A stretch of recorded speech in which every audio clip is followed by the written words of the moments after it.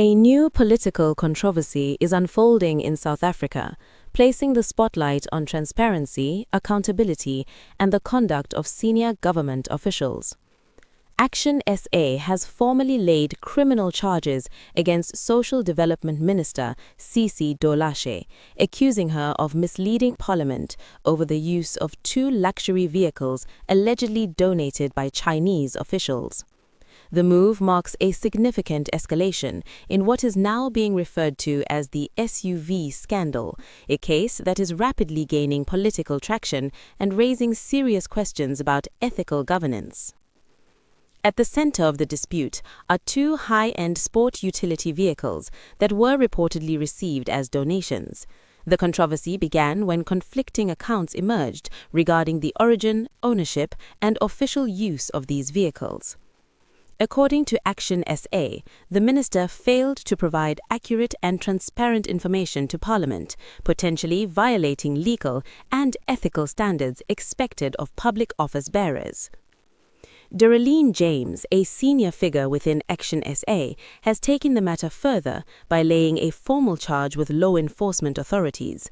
The party argues that misleading Parliament is not only a breach of trust, but could also constitute a criminal offence under South African law.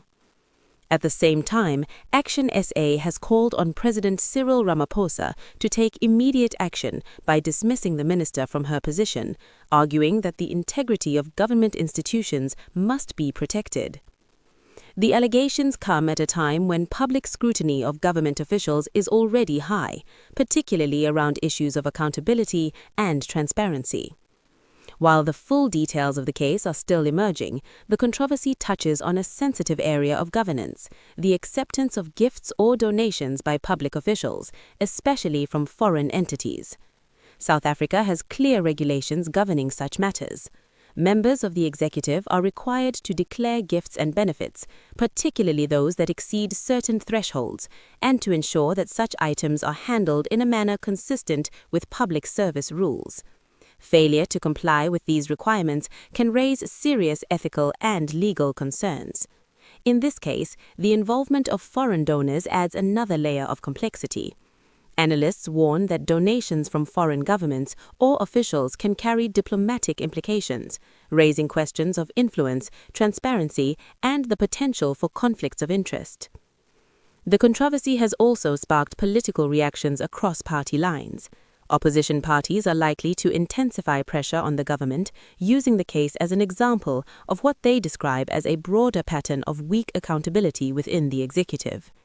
Within the African National Congress, the situation presents another challenge for leadership.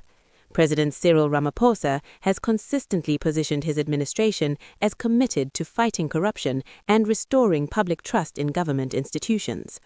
However, repeated scandals involving members of the executive risk undermining that message.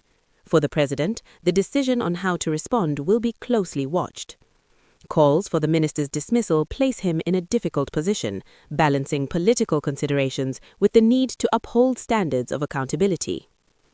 Legal experts note that the outcome of the case will depend on several factors. Investigators will need to determine whether the minister knowingly provided false information to Parliament and whether the handling of the vehicles violated any laws or regulations.